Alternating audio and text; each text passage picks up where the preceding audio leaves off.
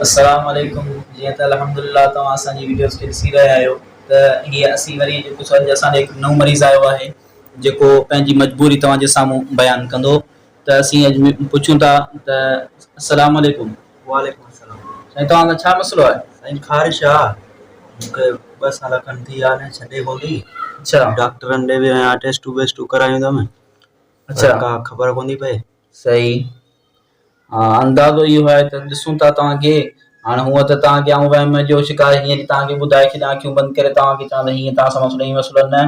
पर अल्हम्दुलिल्लाह असीं जेको सो क़ुरान ऐं सुन्नत जे एतबार सां इलाजु कंदा आहियूं ऐं इन में जेको सो असीं तव्हांखे कंहिं बि परेशानी जी मुब्तला कोन कंदासीं।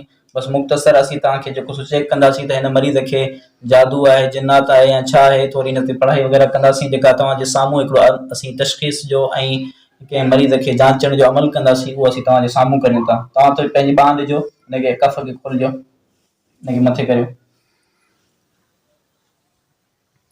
ॾिसो तव्हांजे साम्हूं ई आहे हर शइ। असीं जेको सो हीउ कार्ड असां हिते रखियो आहे ऐं हिन कार्ड सां असीं इन ते निशान लॻायूं था। मरीज़ बि ॾिसी रहियो आहे, तव्हां बि ॾिसी रहिया आहियो, जेके बि नाज़रीन हो।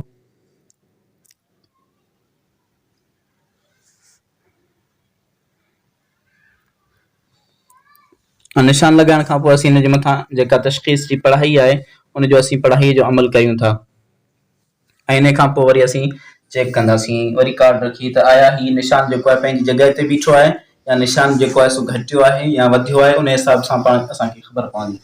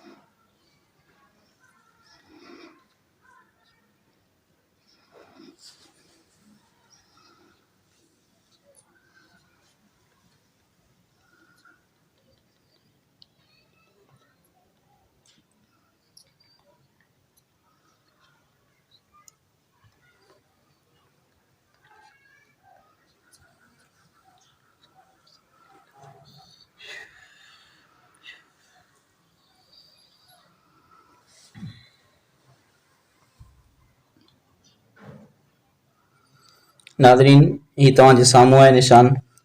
असां हिन जे मथां पढ़ाई कई आहे ऐं पढ़ाई करण खां पोइ असीं साॻी निशान ते असीं पंहिंजी पेन हलायूं था।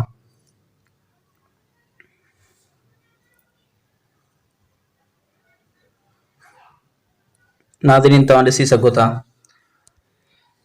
वीडियो खे, थोरो तव्हां हिनखे ज़ूम करे ॾेखारियो नाज़रीन खे त हिन मरीज़ सां असां पहिरीं जेको सो हिनखे हिकिड़ो निशान लॻायो हो, हिकिड़ो ही निशान हो ऐं ही निशान हो।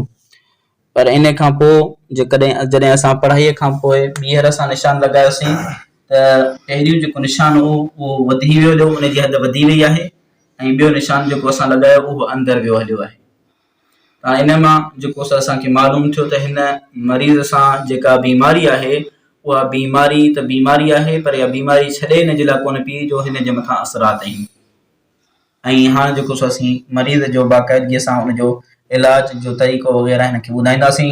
अल्लाह कंदो त चंद ई ॾींहंनि खां पोइ असांखे रिज़ल्ट साम्हूं ईंदी ऐं वरी असीं हिन ई मरीज़ खे चंद ॾींहंनि खां पोइ वरी अचण जो चवंदासीं ऐं वरी तव्हांजे साम्हूं ई इहो इंशाअल्लाह मरीज़ इहो ॿुधाईंदो त वाक़ई मुंहिंजे मथां असरात हुआ ऐं इलाज खां पोइ अल्लाह साईं क़ुरान जे सदके असांखे शिफ़ा अता फ़रमाई आहे।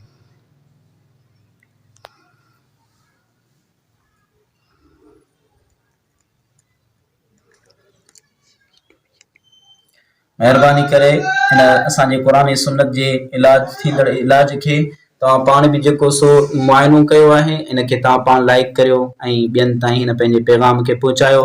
ऐं तव्हां मां बि जेकॾहिं को अहिड़ो मरीज़ आहे त असां सां रुजू करे सघो था ऐं असांजी जेका ही चैनल आहे इनखे सब्सक्राइब करियो ऐं बेल आइकन खे दॿाए करे ऐं ॿियनि साथियुनि ताईं पहुचायो। अस्सलामु अलैकुम वरहमतुल्लाहि वबरकातुहू।